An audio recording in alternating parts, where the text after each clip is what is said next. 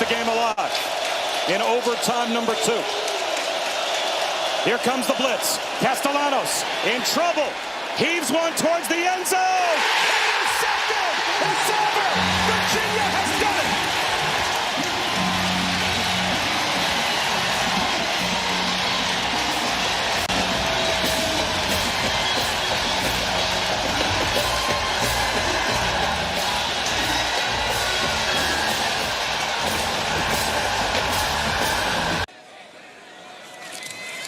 Fake. Got it.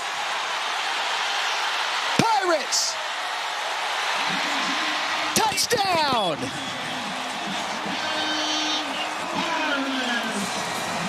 It was just like you drew it up. The left side goes to the right side goes to the left side. And now downfield to Hoskins. Yes. And he stays upright. Touchdown.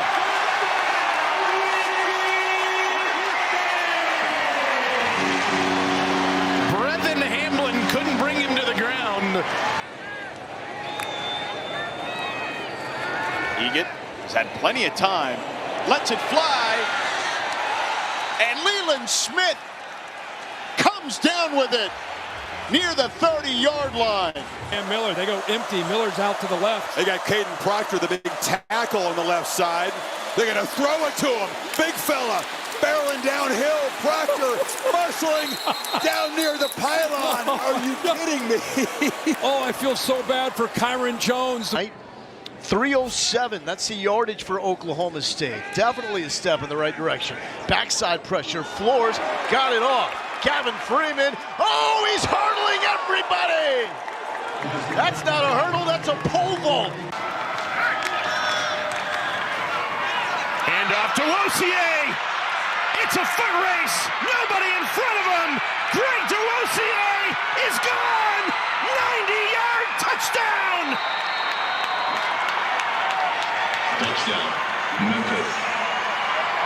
We didn't call protection directions. I walked to the line of scrimmage and I slid it to Jadeveon Clowney every single play.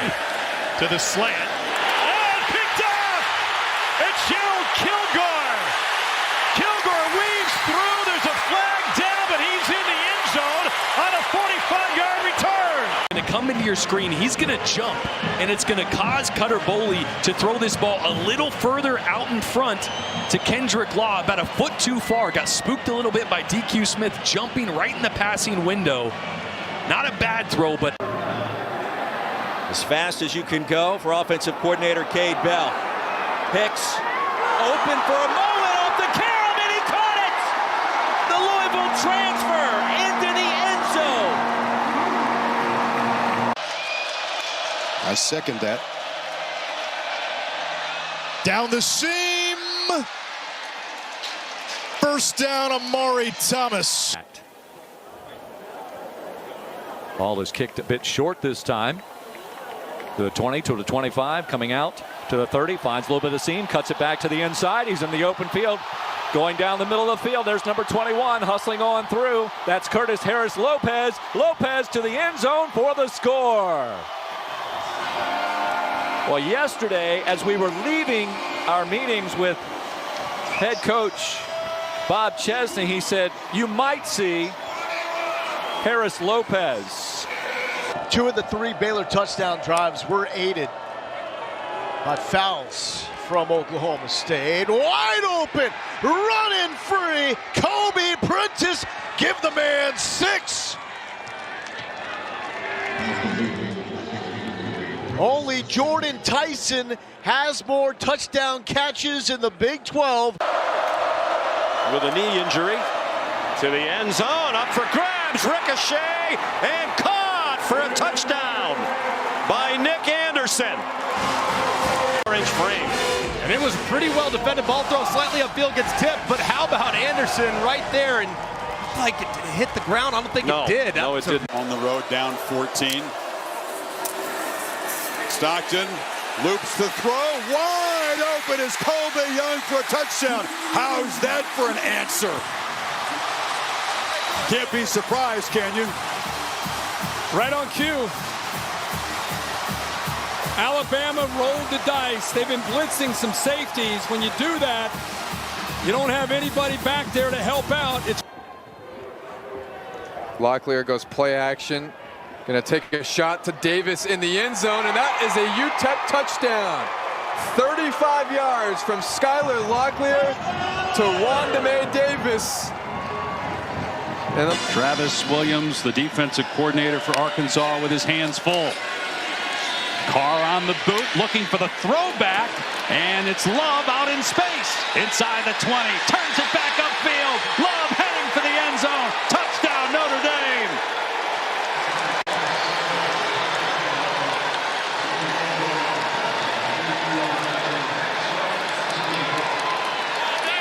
In the fourth quarter. From the 48, Chapin hit immediately. Oh, is he destroyed?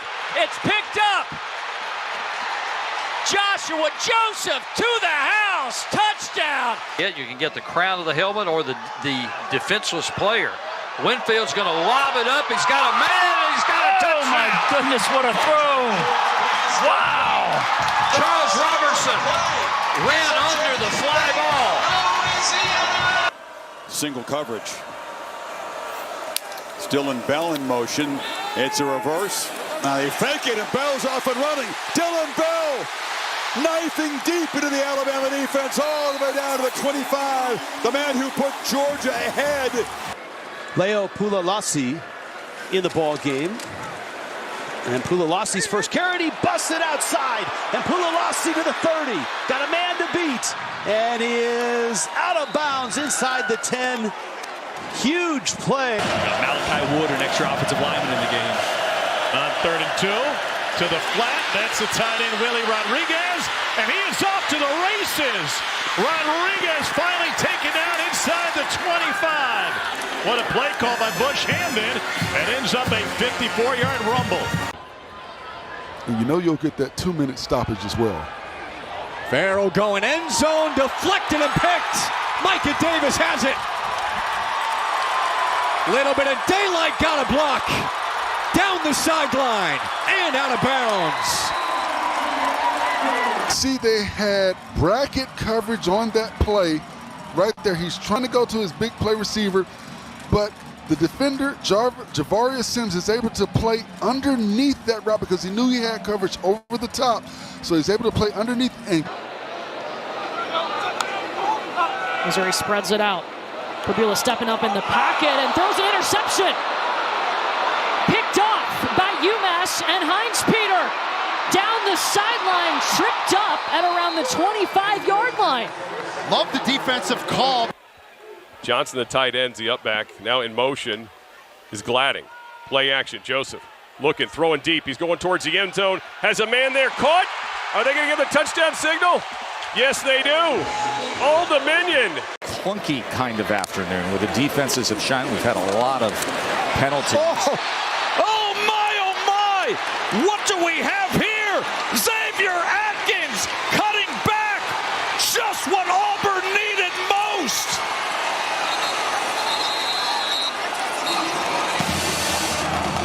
It's been that kind of afternoon. A.J. Vinatieri on the punt. Here they come. It's a block. It's a scoop. And it is a score. Special teams for Miami.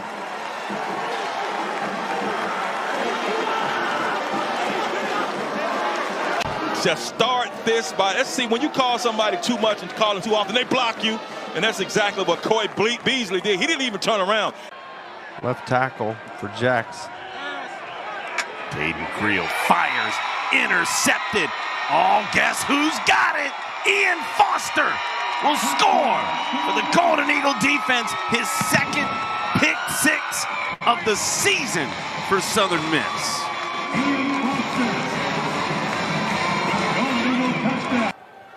As they line up, empty backfield. Nelson. That ball is tipped up in the air, and it's going to be intercepted by the Bulldogs.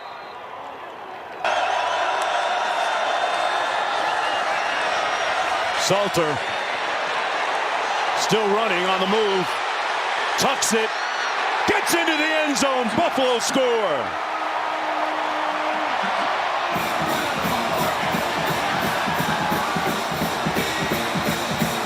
I mean, if it's short, it's inches short. I think this thing's going to be upheld since the call on the field was indeed a touchdown. But how about Caden Salter? Fear of the unknown, and they absolutely came in here and took care of business. And Ryan Silverfield dials up another touchdown. Brendan Lewis untouched into the end zone. First time that they've hosted them between the hedges. That one win wasn't a national championship game. On 3rd and long, Chambliss, a beautiful throw. And a diving catch by Wallace for the first down. They want the 7. This throw is off the charts. Anticipates it, threads the needle between the... But Dana, I'm with you. I kind of was impressed by the fact that, he's like, well, hey, no, he's got it. And I'm just going to... Here's Bates. Wow. Look at this. Travis Bates with a big run. Midfield before he's shoved out of bounds by Brahim Long. Throughout this entire game, so every moment that we get without it, we'll take it. At least today, everybody could be prepared for it, unlike last week when it came out of nowhere. And speaking out of nowhere, Anthony Reagan out of nowhere is going to take it 52 yards for a Howard touchdown. If Vanderbilt gets to Utah State's 45 in an end-of-half situation, he'll let Brock Taylor go out there and attempt a 60-plus yarder. Pavia is going to run. Diego is in Taylor territory, and he's inside the 30. Family weekend here in Lawrence. His coaching staff had said that most guys, given what he's been through, would have quit a long time ago. He's here in year 6. Nice catch. Henderson off to the races with a vapor trail behind him. For this Irish offense. And Green keeps it here, finally has some running room. Green staying in bounds, hugging the sideline, and brought down near the 20. Arkansas finally gets an explosive run play from the quarterback. Watch right here off the outside. The defensive end is going to squeeze inside. They take Platt around the end and get Taylor Green on the perimeter, allow him to get that stride going and see an explosive play. Panthers back out of the pressure. Moss, full delivery, and it's intercepted. Rasheed Biles. There he goes. Still in bounds. Biles. All the way to the end zone. The pick 6. He's seen a lot of big-time football, and that experience gives you a lot of credibility in the locker room. They flip it back to Garcia on the reverse. Garcia has a chance to run away from the crowd. It's Garcia finally tackled inside the 35-yard line. Here they're right back at it again. Collins going to throw, looking for Ross Simmons, and it's turned over. This is Weaver on the interception. Caleb Weaver back down the near sideline. He'll cross midfield and then pushed into the Syracuse bench. First turnover of the game goes to Caleb Weaver. Pressure again off the edge. Wigman has Koziel. He's got room to run. Touchdown. And Houston a PAT from tying this game. It's a 50-yard strike to the big tight end. Boy, and they bring a delayed blitz.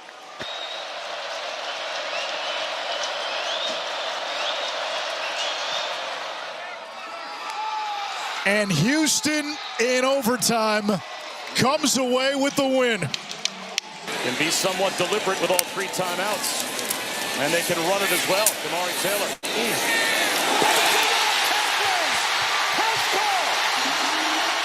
Touchdown! Who's?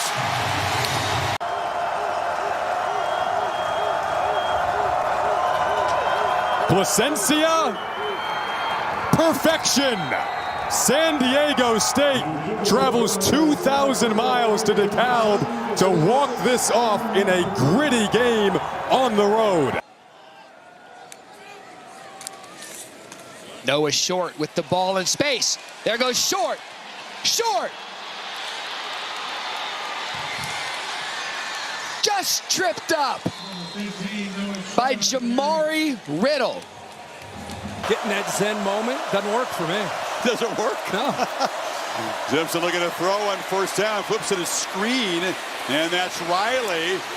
And Riley's loose down the far sideline. This guy was a 5th string back in camp. He just patiently climbed up the depth chart.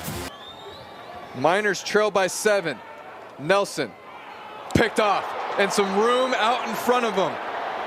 This is going to go for a Louisiana Tech touchdown. Jakari Foster goes 66 yards the other way. And the Bulldog defense with their 4th interception of this game. But not before a quick first down on the first play. And again finding some running room and off to the races. That's Allen, and he's going to take it all the way for a touchdown. There are no flags. 69 yards. Johnson in motion, the tight end. Play action, throwing it. Thomas open, catches it 30. Makes a man miss. 20. Can he go to the house? 10. 5, and he does. Touchdown. The second one of the night for Jakari Thomas from Colton Joseph. Bama's been tough, and yes, they lost at Florida State, made a couple big plays, but they're very good at limiting big plays so far through 3 games. Chauncey Bowens busts loose, sprints down the sideline. Zamani Jackson couldn't corral him, and the Dogs in business now. On the road at North Texas when they were blown out. Eckhouse, time, sets, fires, post pattern there, caught! Noga, touchdown! It's Eckhouse's favorite throw, the post. And he drops it right into Noga, 35 yards. First down for Missouri. Pistol set, it's Jamal Roberts. Untouched so far. Bounces off his own teammate around the 20 and falls down around the 5. Because the offensive line's coming out with you. It's zone blocking. For the Cyclones, got a bye week to rest and freshen up and practice at home, and now they get a home game under the lights. Play fake on second down. Beck going down the right sideline. And that pass is caught. Touchdown. Chase Sowell. Big pass by Rocco Beck down the field to his transfer wide receiver, Chase Sowell. And then Marquise Buchanan in motion, the top target. Farrell standing in the pocket, launching deep. Buchanan's got it.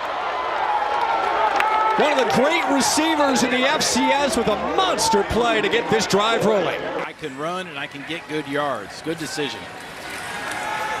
Jenkins, deep ball. Drayden Dickman with a penalty marker. In a way, that's an and 1. Count it. And a foul. His body to protect the ball. Is this the same thing? Does the ball move? Some reserves in defensively for Miami.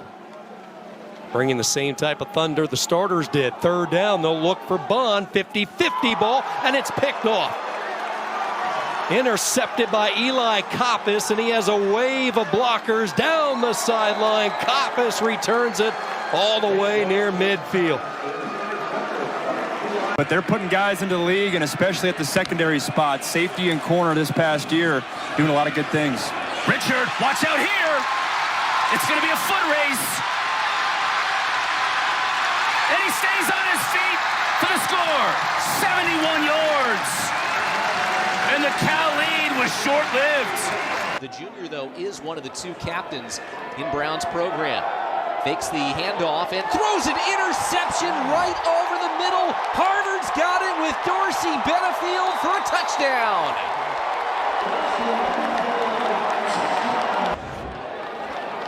Get a look at the interception as the extra point is good. This young man is a hitter. Boy, off that play fake, keeping the football, running the football is Tucker Gleason. So as we told you.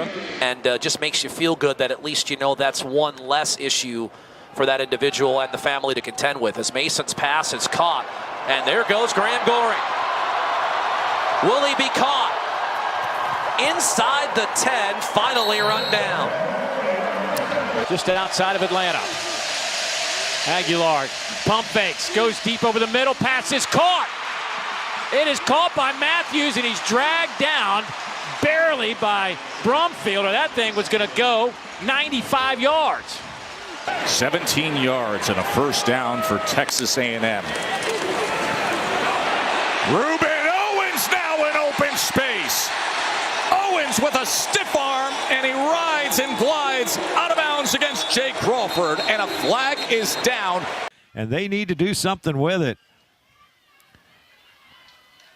Snellsire runs some option and a reverse to Isaiah Dawson to the outside and down the sideline. 25-20, 10-5, touchdown! Isaiah Dawson takes it in from 42 yards. On second down. Running room. Lamar Sperling off to the races. Touchdown, Buffalo.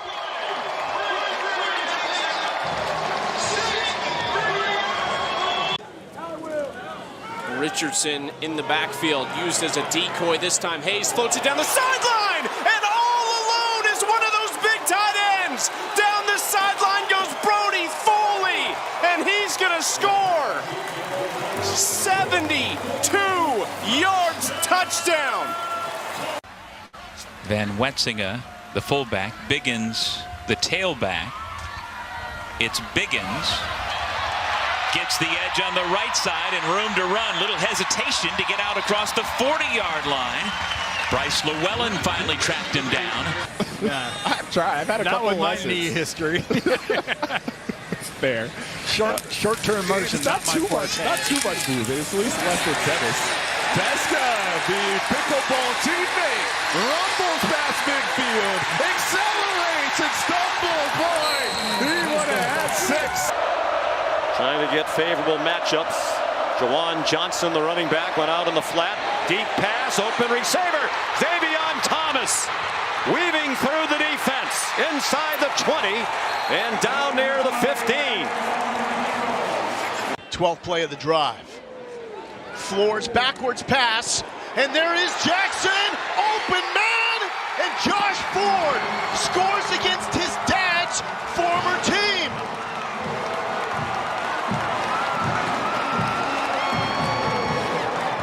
Sixth-year senior at his 4th school with a stud running back in Devon Claiborne. Breaks a couple tackles. Claiborne to the pylon. Touchdown.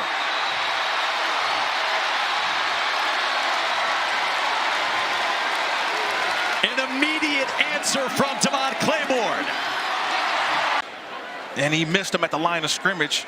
And Claiborne smelling the end zone. That's a touchdown. And look at this for Wake Forest. Next Saturday, barring a miracle Utah State comeback, Jacobs off to a good start. And hold on just a second here. Jacobs runs inside the 20-yard line. Javen Jacobs, the junior from Arizona, with his long run of the year. Van Hinton. And at Troy. Armenta the give. There is a big play by Zach Palmer-Smith, 25-30, 35-40. There goes number 6, deep into South Alabama territory, and this game is over.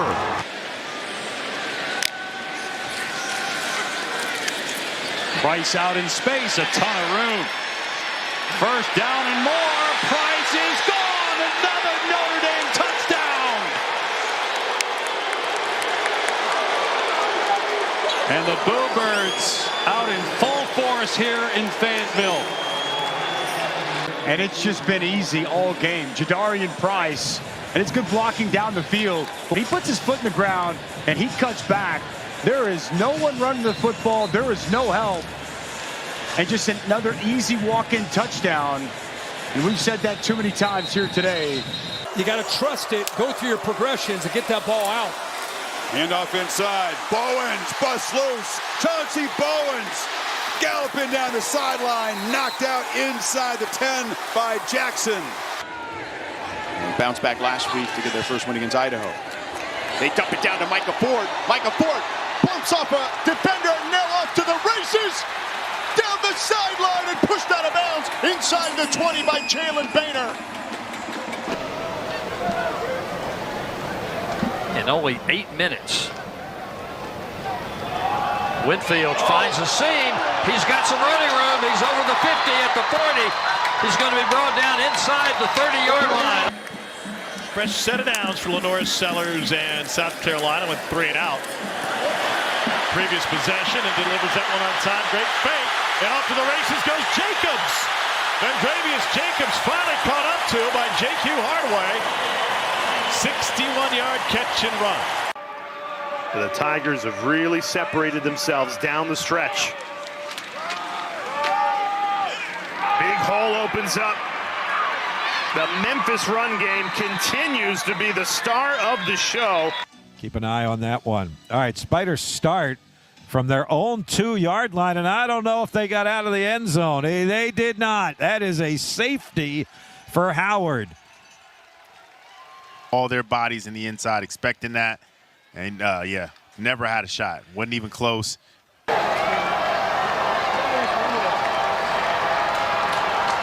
Del Rio Wilson back to throw. He's going for all of it, throwing down toward the end zone. He caught it and making the catch. Floyd Lacey. Wow. Jaden Craig fakes the handoff. And in the rolling pocket, he'll go to the opposite side. This is Henry, the track star. Touchdown! 44 yards. And what a return to the gridiron for Cam Henry. Sanga Politelli.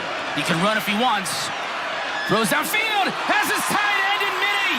Inside the 10. He'll score.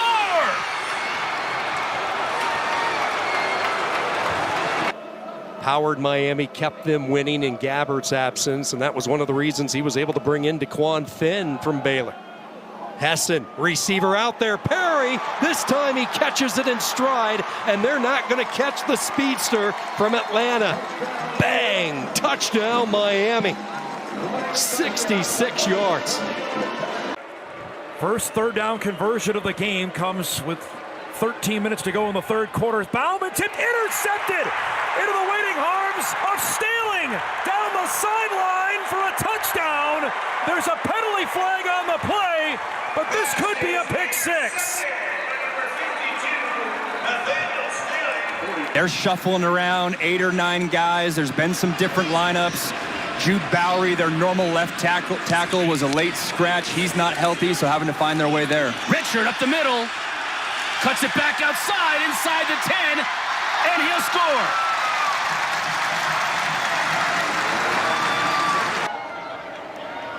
Armenta in the pistol, at least for now. Takes the snap. Looking to throw, got a man deep. That's Jake Godfrey wide open. Touchdown diving catch by number 2, Jake Godfrey. Those are the 2 teammates from New Mexico who transferred with Bryant Vincent here to ULM. 6 seconds left here in the first half. Des, you can't draw that up any better. No, and it's just. Hawkins streaking right, shakes through a couple of tacklers, still on his feet. Hawkins to the end zone. Unbelievable. 4th and 8. Pressure coming. Might be a hold here on Cornell as the pass is intercepted. Abu Kamara wide open down the left sideline, and Kamara is in for the touchdown. You want to get points on the board, take up some time, I imagine, here, Adam. Navarro tucks it. Oh, what a move in open space. Navarro left him all alone. He's a specter dancing into the end zone, 34 yards, and Navarro gives Ohio a 2-score cushion. Final Saturday of September. ACC opener for both squads. On the move, open is Poppy Williams, and he's in for the touchdown.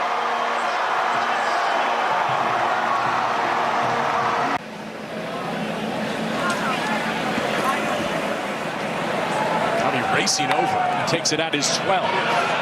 Good blocks initially, no flags down, bursting to daylight. Manny Covey, all gas, no brakes. Touchdown, Cincinnati. 88 yards. There is a flag down, buried all the way on the near sideline. Goes out into the slot with trips. Now he's in motion. Levis back in, hands it off, a huge hole up the middle, and Biggins sprints through it, and nobody's going to touch him. A 49-yard touchdown, and Central Michigan has seized control early. Claiborne bounces it and follows Ashford. House call. How about them Deeks? They got two guys over there. They got a corner and a safety shading to them. They bring another blitz. Castellanos on the move. Castellanos into the end zone. Diving attempt. Touchdown. Randy Pittman. They're away from a tie. What a catch by Pittman. And what an incredible throw. Castellano got drilled after he let this ball go. You see Pittman got his elbows underneath. Ball doesn't look like it's moving. And that's the key. The ball can touch the ground if the receiver is deemed to have full control of it. It doesn't look like it moved at all. That's a heck of an effort by Randy Pittman, returning from injury. It looked like he trapped it right to his chest. Sure did. Salter looking to pass. Surveys. Comes under. Picked off. It's intercepted by Glasgow. I mean, right here in the middle, that's Jack Kelly, and he's just going to have his eyes on Caden Salter, waiting for him to escape the pocket. As soon as Salter declares, Kelly takes off, forces the errant throw, and Isaiah Glasgow comes up with the interception. You want this, you got that. No way, watch him walk right past you. Run fast while you have the chance. Don't speak, let him look right at you.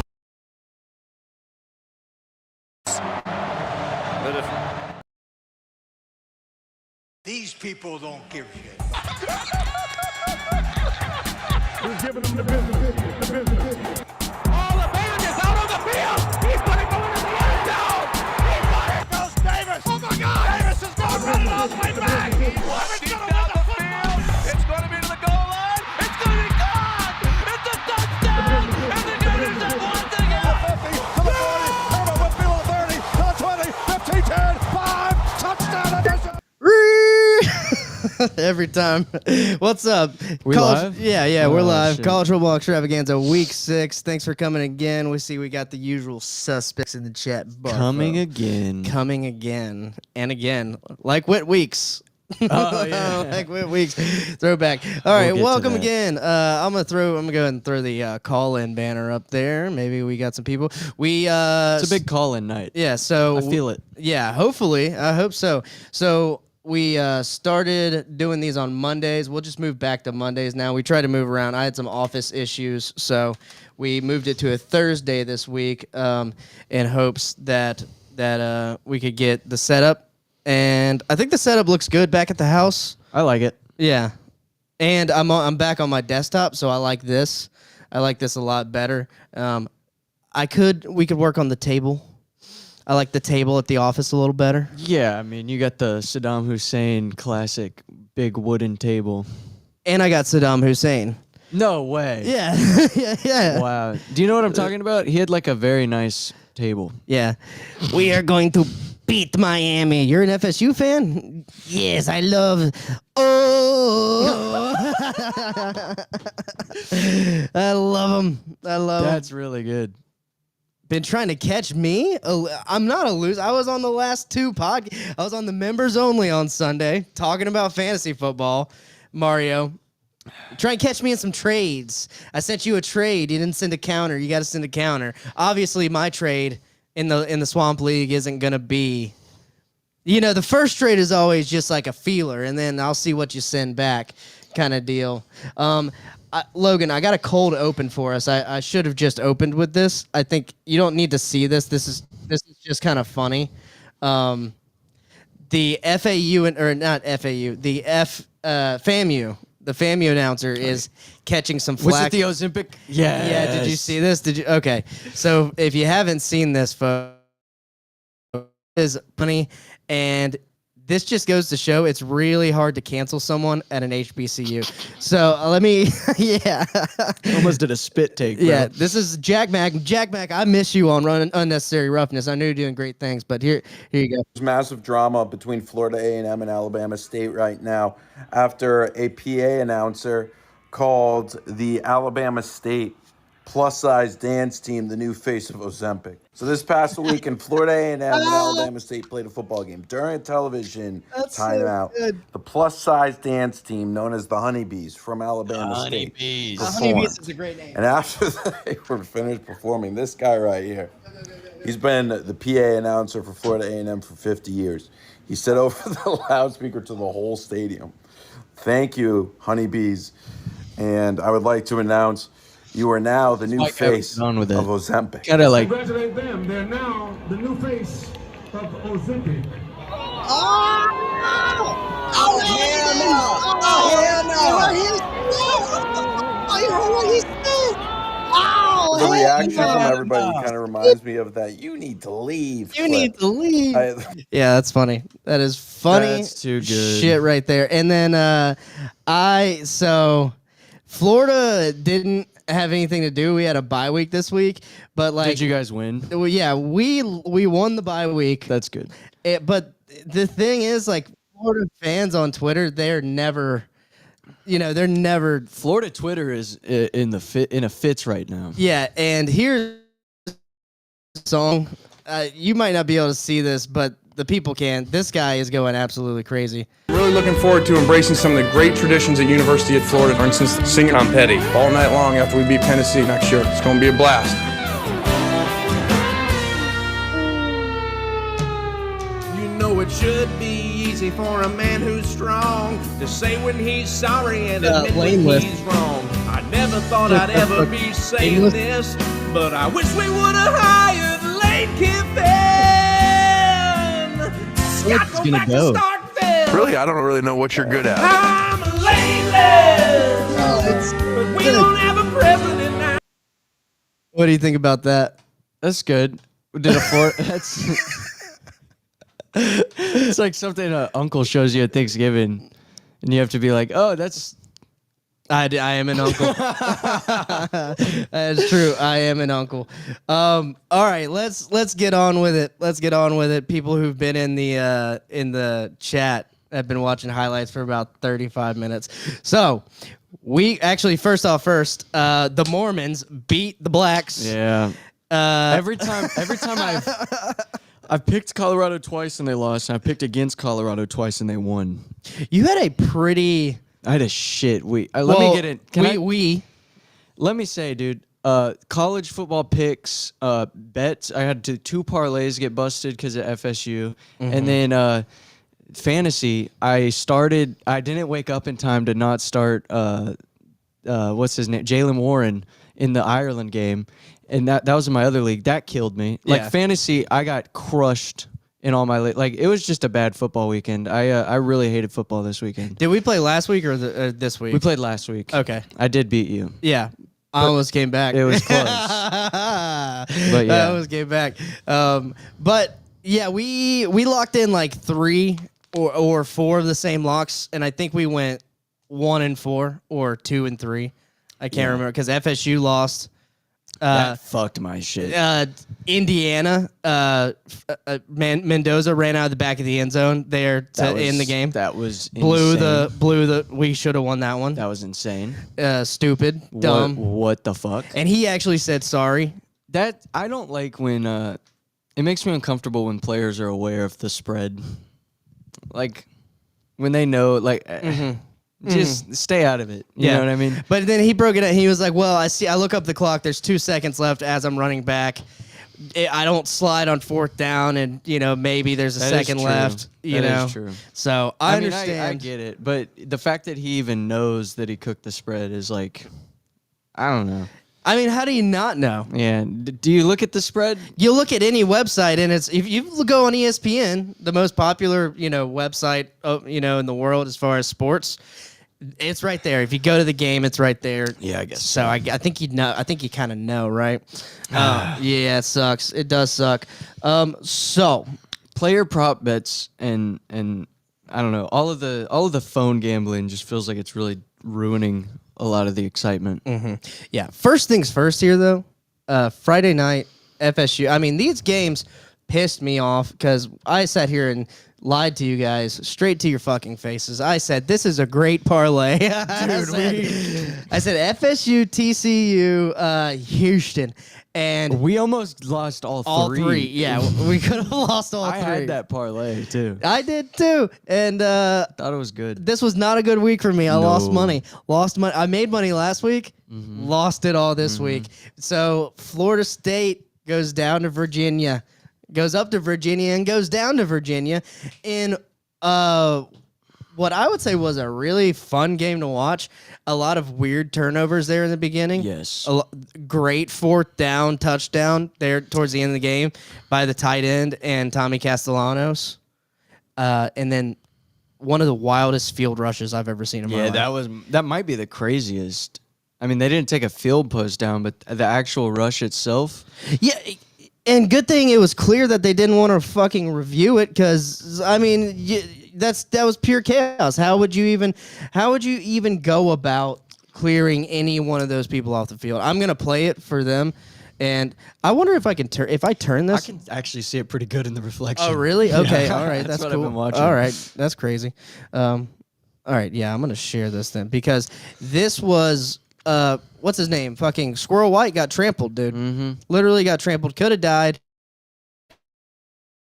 Crazy if a guy named Squirrel got ran over. Roadkill Johnson. Yeah, that's all I'm saying. All right, this is the raw footage from like a student, and what you'll see here is like at one point someone got fucked up, and they're trying to like, hold on, stop. So.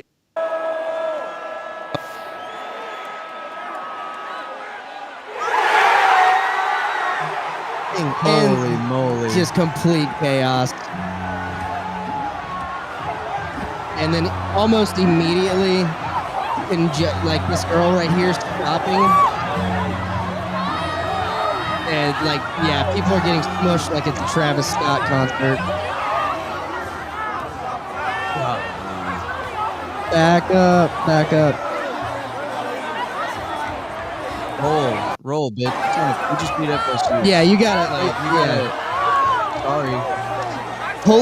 Just pulling someone out of another, of people. Stop, down, stop, he's down. I really want to know what happened right there.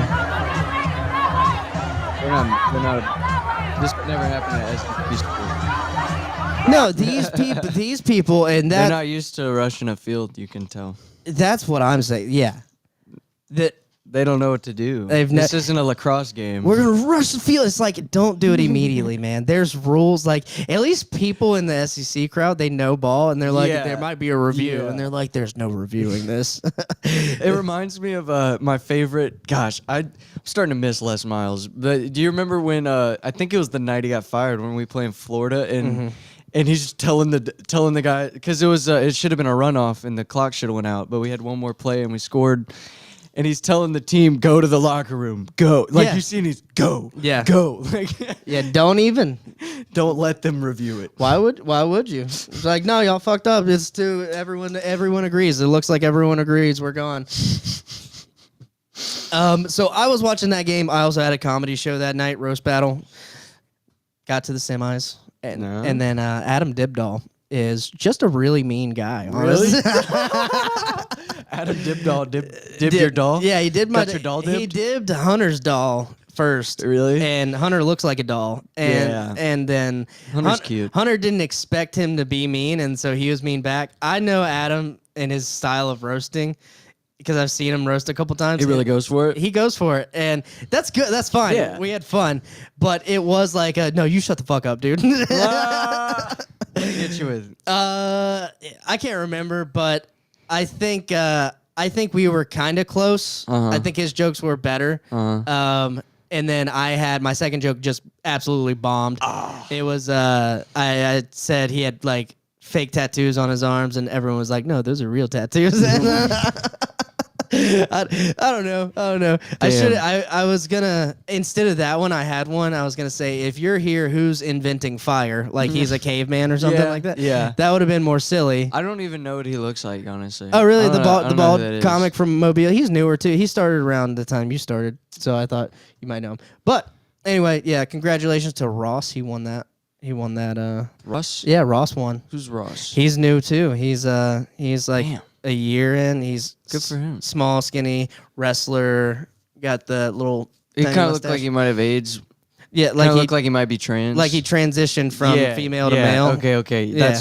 I low-key thought he transitioned from female to male. Is the jury out on that? No, jury. Okay. He's a man. Yeah, I mean, I haven't checked. I don't know. Some people are low key about it. Yeah, I know. No, I think he is a man. Good for him. Yeah, he became a man Friday night when he won that belt. Good for him, dude. Yeah, I met him a couple times. Yeah. So, long story short, didn't really get to watch the TCU at Arizona State game. Good job, Arizona State. Sam Leavitt with 291 passing yards. Great day for him. And Arizona State, making the Big 12 more watchable for me. Classic Big 12, man. Yeah, it's gonna is someone gonna bring down T-Tech? Yeah, that's what I'm saying. It's them and then the rest of the field right now, right? Because we were saying TCU's the second team. Now they just lost again. Yeah, so it's like anyone could be playing. It's probably gonna be T-Tech versus really anyone at this point. Right. So ASU holding it down. That's right, Mario. And then if you got to watch the late night game, the Houston at Oregon State game, and you saw our podcast, you were like, Rob's about to be, they're 0 for 3. That was I was playing video games. It was 1:30 in the morning, and I just kind of realized I was listening to that game while I played video games. It was 1:30 in the morning when that game finished, and I was like, on the final drive of overtime, I was kind of realizing, I was like, I'm playing video. It's 1:30 in the morning. I'm listening to college football. Like I love the late slate. It feels like a gift from like God, dude. Like you get to listen to football at 1:30 in the morning. Like that's psycho. That's amazing. Yeah, and then I like the Central Time Zone because 1:30 is fine. 2:30 is a little late. That's crazy. So yeah, that's crazy. It's God's time. That's why I like God's time. But Houston comes back and does win in overtime. Oregon State had it won. I think they were up. Said like a lot about 10 Houston, points. I think. It does to stick in there on a kind of boring game in Corvallis. Weeknights are tough, I feel like. You get a groove of playing on your Saturdays, and when you get a weeknight, I feel like it could probably really throw a team off. Yeah, so I agree because, I saw the crowd didn't look like they were all there. I mean, obviously, Oregon. They got class tomorrow, dude. Right. And, if you left the game because you were like, oh, we're up 10 points, you're Oregon State. Yeah, but you're trying to get your first win. So try to stay there, man. And then because I saw people leaving and I'm like, it's not over. And then Houston comes back and wins in overtime. I was happy that they won because at least I made some of my money back. Right. But it was too far. It was too. We were done at that point. We were cooked. Yeah, and I had it all set up. I was like, this Friday night is gonna set me up for it because it was a sure thing. I did make all my money back on Sunday Night Football because the Dallas was favored. Green Bay was favored. I put money on Dallas. Then the line just flip-flopped. I bought out my Dallas pick, put it on Green Bay. Then it flip-flopped again, and I sold it, sat on it. Then they tied. What happened when they tie? What happens when they tie? If you got something going? I think your bet's just fucked. Yeah, you have to bet on the tie. Right. But I cashed out at both of them, so I ended up I hit a big lick on the casino. I was okay because I'm a Cowboys fan too, so I was kind of like okay with that loss or take a tie. Not loss, take a tie because Green Bay's like I thought Green Bay was like gonna be in the Super Bowl. If you make it to the NFC Championship, if you're not playing Green Bay, you had to play them or someone else really good beat them. You know what I mean? So like you can tie them. We didn't have CeeDee Lamb either. CeeDee was out. Yeah, dude, Dak played a hell of a game. Yeah, he looked like Dak of old. Yeah, He did. But that's pro football. Yeah, what the hell are we doing? Oh, well, I moved there with my Cowboys. I got to talk about them a little bit. Anyway, move on to Saturday, and we'll just go in order. Ohio State went to Washington, and they got their first win in the early slot in the Pacific time zone ever. You remember Hunter coming in? That was a good stat. That was a great stat. And honestly, for the first half, I was like, holy shit, the stat might not lie. Me too. But Julian Saiyan said, nah, we're going to go Super Saiyan. and throw for 208 yards, and Bo Jackson runs for 80 yards. So Washington had a little bit of a, so PK Fleck pointed this out, and I'll play that in a little bit. Teams are averaging 5 points against Ohio State. So Washington scoring 6 scored more than most teams were scoring against Ohio State. I mean, it was a good, boring game to watch. It was kind of boring. Good fight. Yeah, it was boring. Yeah, but what do you want? I think Washington's a good team. On. Yeah, there's other games going on, especially in that time slot. This is just in order from rank. So Ohio State gets the win. Penn State was ranked at number 3. They go down in true Penn State fashion. This was the game of the week. We talked about it last week. Man, and for a second, this wasn't like the normal Penn State just loses the big game. It was until the fourth quarter. Yeah, you're right. But the fact that they got out of that in the middle of a game, defense got them out of that. And the defense was steady the whole time. Yeah, and to me, you hold a good Oregon team to, even in overtime, 30 points. So what was it, 17 points, I think? It was 17 points until they started going back and forth. You right. know what I mean, that's a tough one for Penn State fans. Yeah, I mean... And they're saying that some chants were chanting Fire Franklin. I think it was like a small contingency of fans. Yeah. Because after that game, I'm like, but they fought, man. Yeah, that I don't know, dude. If the game ended 17-3, yeah, fuck it, get them out. But right, they could have won. What if they won in double overtime? You know what I mean? If you make it to double overtime, then I mean it's a coin flip at that point. You know what I mean? So if they won, would anyone have been saying that? I don't think so. I don't think so either. What I saw from that Penn State team was fight. Yeah. I saw, playoff potential. Yeah. I saw an Oregon team that was really good. No one has been more impressive than Oregon at this point. Mm-hmm. I mean, Ohio State, once they go play some bigger games, we could put them back. But right now, I feel like you have to say Oregon is the most proven team. I think so. They play every type of football. They can run it, they can pass. They got like 9 different dudes that can run the ball. They got good defense. Good special teams. They can play whatever kind of game you want to play, too. Like, I don't know. Dante Moore throws for 248 yards, so almost 250 yards. Dude looks like the best quarterback in I mean, who's playing better? I mean, maybe Carson Beck. Mm-hmm. Maybe. Now here's a guy that sat the bench last year at Oregon, learned because he had a bad year at UCLA, or at least, he didn't feel like he was getting what developed at UCLA, maybe. I mean, who is? Right, yeah. I could walk in there. Antifa? Antifa? I feel like I could walk in there and I could walk onto UCLA right now. They'll just take okay. They would look at me and they go fullback. Yeah, we could walk in and they'd be like, "You guys want to walk on?" And be like, "Coach, listen, big pads, neck brace, check that out." And he's like, "I could see it." Yeah. I could be a third string free safety at UCLA right now. That program is tragic. And then they'd be like, "You're not really cutting it for us, but you can be on the coaching staff if you want." And then you'd be like, "Yeah, we can do that. Work your way." That's kind of the Lane Kiffin route that he took. So I saw a video. Was he? So he wasn't any good at football? I think he was good, but then someone I just watched this video. A quarterback who got drafted in the NFL came in as a freshman or sophomore, like transferred in to whatever college Lane Kiffin went to, and the coach was like, "Tough situation, bud. This guy's gonna play." Yeah. and he was like, "But I think ball," and Lane went to be a grad student as a coach that year. I wish I played football in high school so I could get into coaching or something.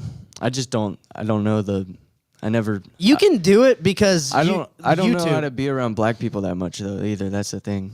I feel it's like great. They'll hate me. No, it's great. No, they love. I like it, but I feel like they'd hate me. It's the. They'll never respect me. I hate to say this, but the coach like player mentality is a lot like you know what I'm talking about, and it's not like that for every coach. What position should I become a coach? What should I start focusing on? Long snappers, tight ends. Yeah, special teams. Just do special teams because you could have a lot of fun. I'll be running fake field goals and shit. That's a route. Yeah. I mean, and like I was going to be a special teams coach a couple years ago for, I think, like the Tate freshman team with my buddy. And I was like, I just can't do it right now. But I did coach the DBs and the safeties, the defensive backs for West Florida freshmen. You got them backpedaling and shit? We did good. We had a couple picks. That's what's up. And, I tried to rotate the guys out, but I had some good guys. Now, we had some good receivers. And so when we go one-on-ones with the receivers, you get cooked. They one of my guys got hurdled one day, and I was like, don't ever let that happen again.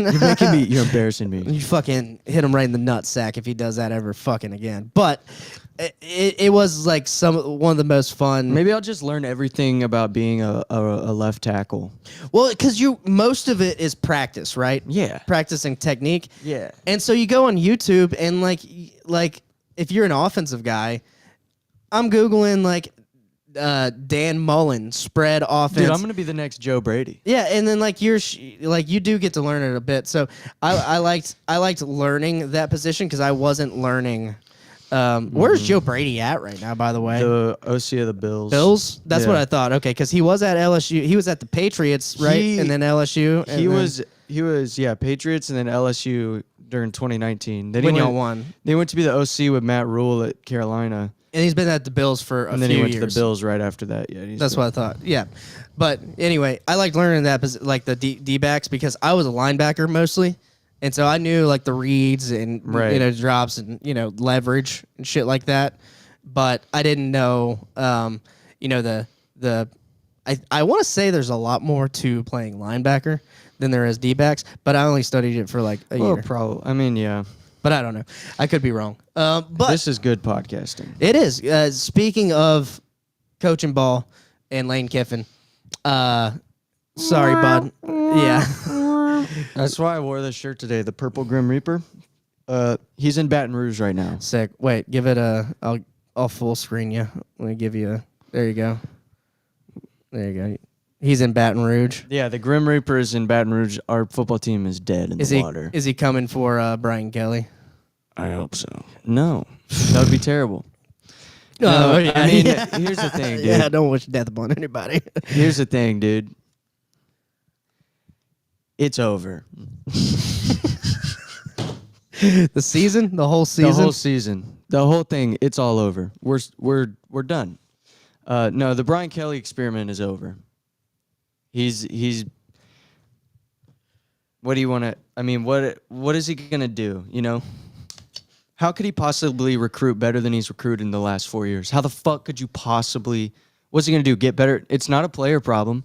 We had Jaden Daniels, and the Joker won 9 games. What lost the game? What lost the game for you guys? Because I was watching this. We got outcoached. Also, we got outcoached. Yeah, everyone knows it. So. It's not everyone was saying that the whole game on Twitter. Like it's not like I know ball by saying that. Like everyone knows that. You listen to on the commissioner Josh Pate on his podcast. Did you hear what he said about it? He said he calls all.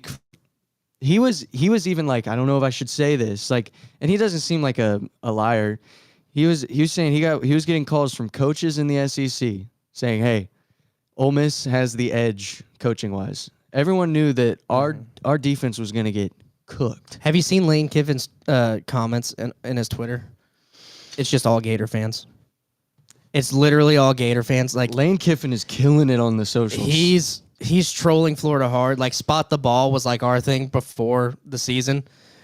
Like DJ was like spot the ball. That's just what we say. And he's constantly saying spot the ball, and the ball's like in a different place, his yard everywhere. And he's saying I wanted to be Steve Spurrier growing up and shit like this. And Scott Strickland will not hire this guy for whatever reason. He will not hire Lane Kiffin. That's your AD? Yeah. Why? No one. Is there rumors? Yeah, that's the rumor that for whatever reason, it's rumor. Like almost guaranteed. But does anyone know why? I think he's just an asshole. Think Lane's an asshole? No, Scott Strickland. We love Lane. I mean, and I think Florida Gator fans, maybe Lane is the asshole, but like Florida Gator fans love like we like Steve Spurrier, we like Urban Meyer. We want a fucking psycho. Dude, I think Lane would win like a crazy or coked up Florida. Dan Lanning. Did you see coked up Dan Lanning at Oregon?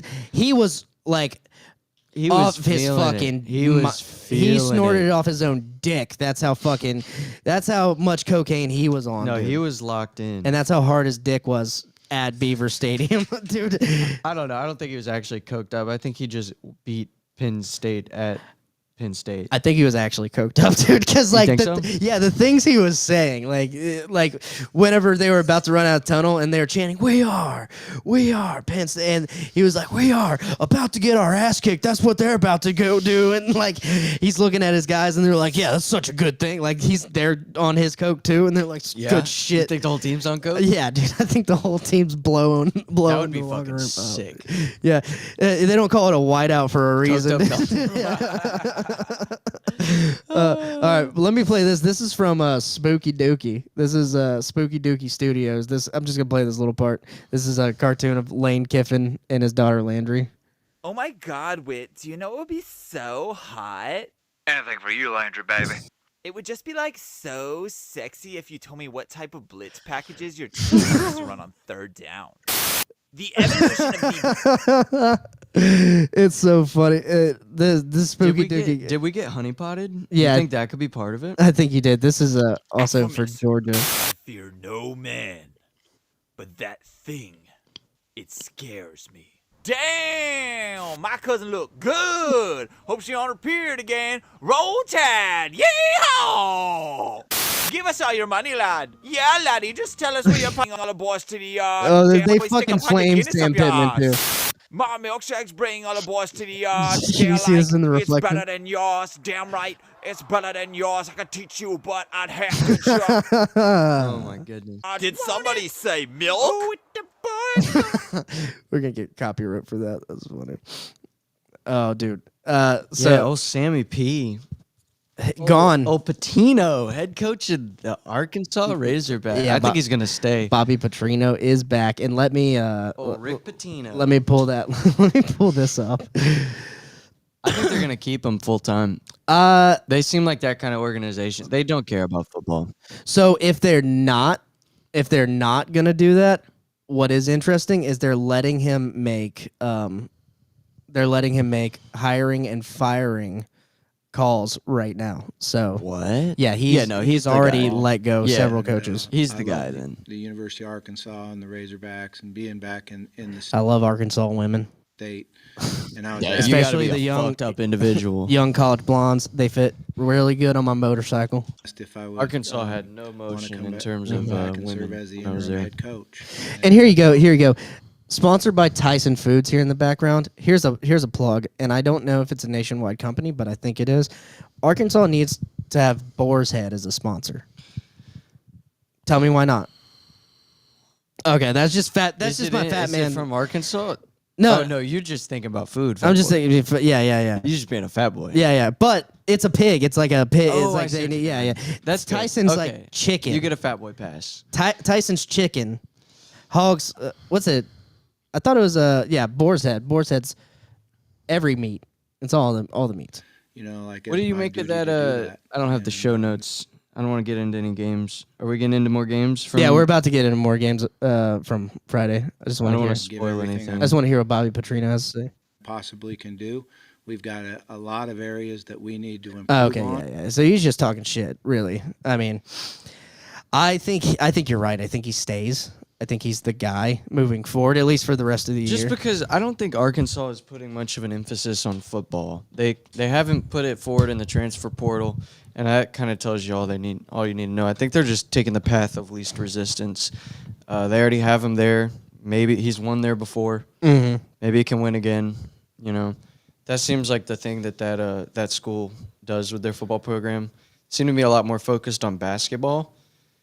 But at the end of the day, I just think they don't have a good athletic director. I mean, John Calipari. When Petrino was there, that's when they were the best at football. Yeah, but also, I mean, that was a long time ago. Yeah, but I mean, I get it, but it's the same thing. Like, do you know much about college basketball? Like, not much. I know John Calipari is like, without the skeletons in his closet. I mean, I don't know. John Calipari's not really much of a winner. Mm-hmm. I think he's won one. He won one at Kentucky. Like, I think you were talking about this last week. It's just where they are, Fayetteville. It's Arkansas. It's just it's like the same formula. You know, they get an old coach who has had some success, but like they don't have the zing and pep in the front office. You know what I mean? Mhm. They're just hiring like, again, path of least resistance. Like, it looks good on paper, but is it really a good decision? I think right here it's kind of like maybe they're saving some money too. Oh yeah. And then they're like, this is the best coach we've had in like 3 decades, so we're going back to when we were the best. True. I don't know. That's I a good just deal. feel like you have to understand that the whole landscape is completely different now. Yeah, but that's my thing with Brian Kelly. It's like, oh, he won a lot in Notre Dame, and he's always been a good recruiter. Recruiting doesn't matter anymore. I mean, getting the players matters, but you being a coach that can recruit doesn't fucking matter anymore. It's how big's the bankroll of the school. Mhm. I mean, truly. So at this point, it's all about schemes and motivation and that sort of thing.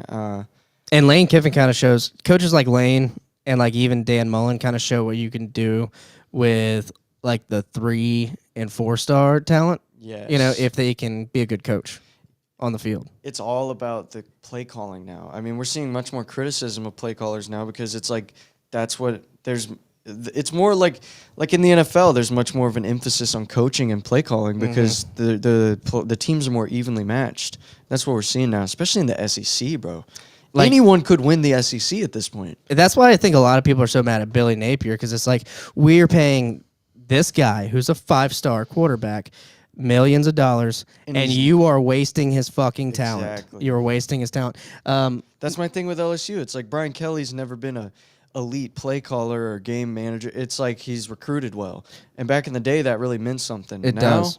I don't think it means much anymore. Recruiting is kind of dead. I think it's more even out. Obviously, it still matters. I think it's more even out. I agree with you. Yeah. Yeah. Yeah. Speaking of coaching, 2 good coaches, Lane Kiffin and God, why am I blanking on Indiana coach's name? Segnetti?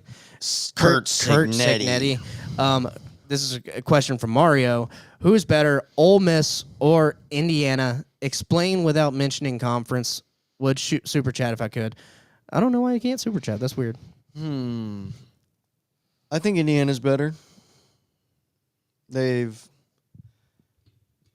know that the Iowa win was kind of dirty, but that's Iowa, baby. Mhm. That's how you're gonna beat Iowa. That's how you got to play Iowa. Yeah. I mean, they don't beat anyone, or they don't lose to anyone by big numbers, really. Even when they do play a super elite school, it's like 28-3. You know what I mean? Like, they're usually keeping you under 30 at even if you're blowing them out. So it's like, if you're gonna win an Iowa game, I don't really count that against them. Now, Ole Miss going to Memphis, or was it Memphis?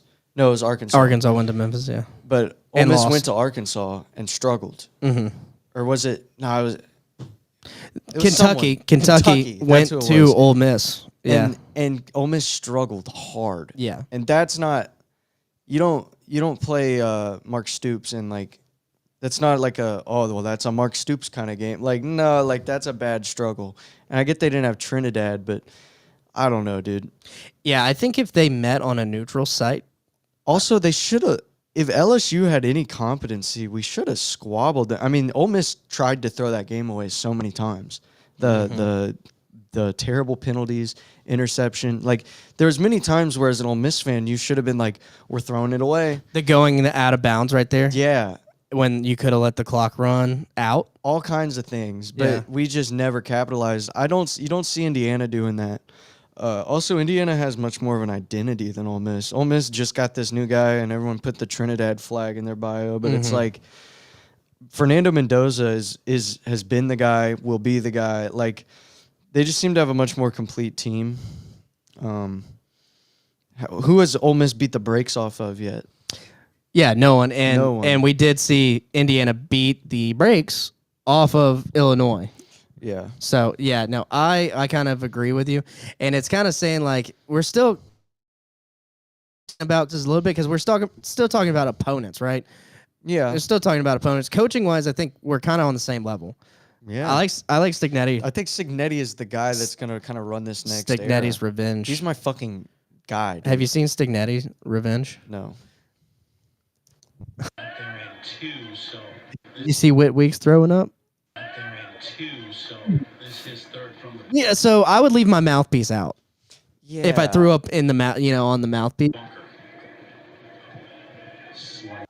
Whoever is watching this game has the TV above on the Auburn Texas A&M game. So great SEC ball watcher from this video.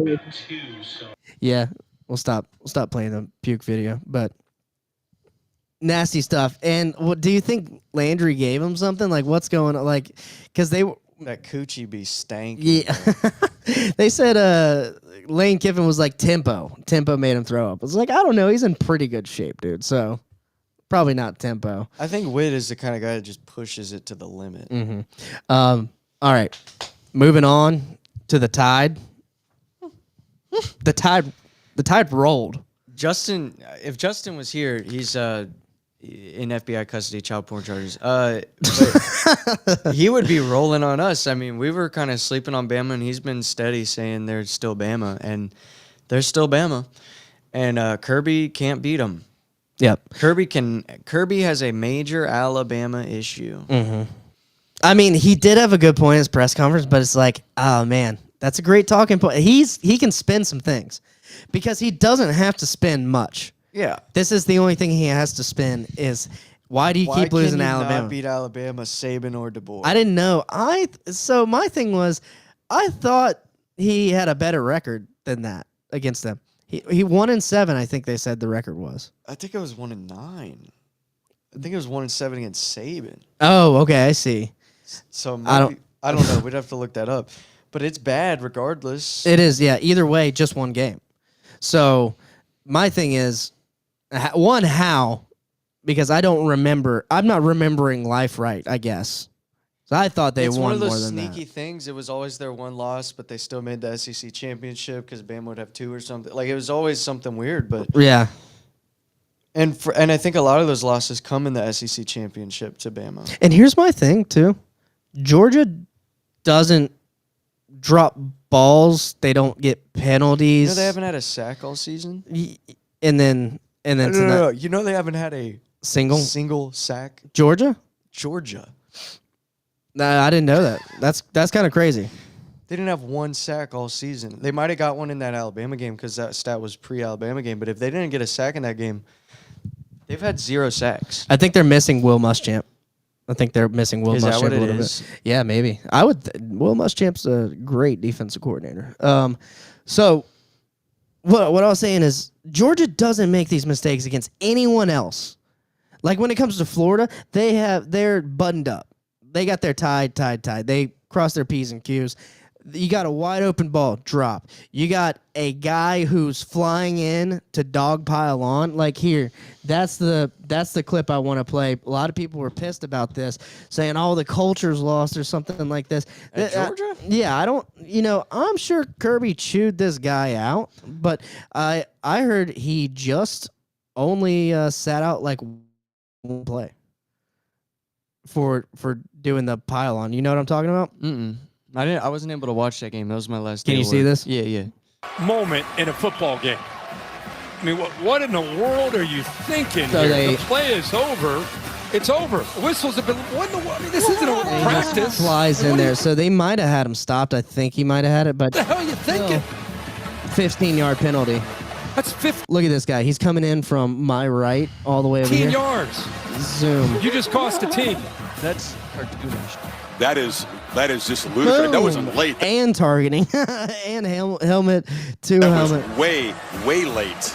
Moment. Yeah, so he gets off. Goes out for 1 and then comes back in. And it's like, I don't know, man. If you make a big mistake like that late in the game, might need to go out. And then people were talking about why is fucking Johnny Cash running the ball on 4th down there, and why don't you kick the field goal? Kirby said analytics and tempo. So we had that play called. He just happened to be on the field. We didn't give it to our black guy, our strong black guy. A lot of times white backs are better on plays like that, though. I mean, the pitch out? I don't know, dude. Comparing the two, his name's not Johnny Cash. It's definitely something Cash. I just call him Johnny Cash. He's I think he might be faster, but the other guy's more powerful and more downhill. I think you got to go with the bruiser. I think you got to go with the bruiser if you're 4th and 1, 4th and 3, right? Something like that. I don't hate the play call. I don't hate going for it. I probably kick the field goal and tie it up.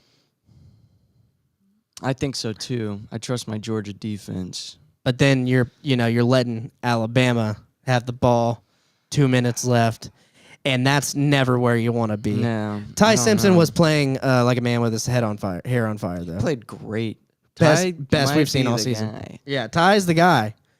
He was the guy last week. That. I've been saying Ty's not the guy. He proved me wrong. It was a bad weekend for us, dude. We've been kind of getting lockstep on a lot of our takes, and we got dunked on. Yeah, we're gonna go different. Yeah, we got to part ways. And there's not much room to part this week. By the way, there's not a whole lot of games this week. It's been just two saying. dud weeks. Yeah, they couldn't have put the Bama game and the Penn State game. Like, come on, man, spread it out. It was a good week of football last week. We were just wrong. We're just wrong, plain wrong. I think the new alignment in CFB is a good thing. Going to make the coaches more honest. Can't rely on receiving 4-star recruits anymore. Yeah, I mean, I might agree with it. I think it's. I guess. I think it's going to be more spread out, right? Because if the team's got enough money to field the 4 stars on each side, then you got 4 stars against 4 stars on each side, right? That's how it should be. I think it evens it out. Yeah. I don't know. But yeah, Georgia drops a big one, man. That's huge. I think moving forward, Alabama and Georgia are both going to be good. Yeah, clearly. And then we're going to be like, Alabama and Georgia got to be in the playoffs. That's going to be the talking point. Because the SEC schedule, they're obviously got to be in. Yeah. That's what it's gearing up to be. I think it's like a... It sucks. Can one of them just lose 3 games, please? Right. That's why Alabama had to beat Georgia, so that... Right. So that they both get in. Yeah. That's what happens. That's how it's gonna. That ain't a guess. That's what it's gonna be. That might be why it's been happening so much. Is because Bama beats them in the regular season. That's what it's gonna be. Boom, boom, boom. We talked about Ole Miss. Talked about Bama. I just point this out. We did hit the Illinois USC over, or I hit it at least. I don't think you locked that one in with me. Nail biter up to the very end, pretty much. Yeah. USC had the lead. I think I had the Illinois win locked in or something. One of my buddies had Illinois win locked in, and I was like, just bet the over, man. You don't have to sweat that extra 2 minutes. But the over would have hit USC fumbles, or Illinois or USC fumbles the ball in the end zone, gets recovered for a touchback. Yeah, I didn't catch the end of that game because I thought it was over, and I started paying attention to other stuff, doing other stuff, and then I saw the final score. I was like, whoa. End of the game was pretty crazy. If you want to go back and watch like the last 5 to probably like the last 10 minutes of the game. Yeah.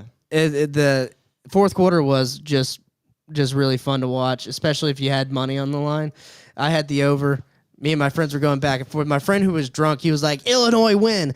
And I was like, just bet the over, man. And he was like, no. And then I didn't have to sweat it out quite as hard as he did. Yeah, he was sweating. All right, let me see. We missed Auburn A&M. A&M was winning this game handily, and then they had a scoop and score. Auburn had a scoop and score and made it 10-16.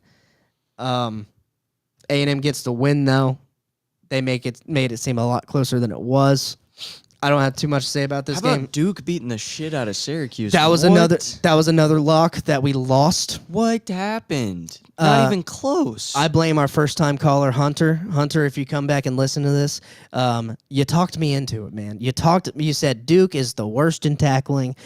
They're 120-something, and you might have been right. You might have been right. But they fucked Syracuse figured it out up. They fucked They them figured it out up, Saturday. dude. Yeah, and this is what college football is now, and this is what it's always been. Is you never fucking know, and that's why I love it. So fuck you, fuck you, Duke. 38-3 wasn't even close. and Syracuse was favored. I think that they weren't favored. I think it was like minus. No, Duke was favored. Yeah, -5 though. How who knew that? Who shout out to Vegas on that one. Yeah. Like how did you even know that was going to be like that? They got a time machine.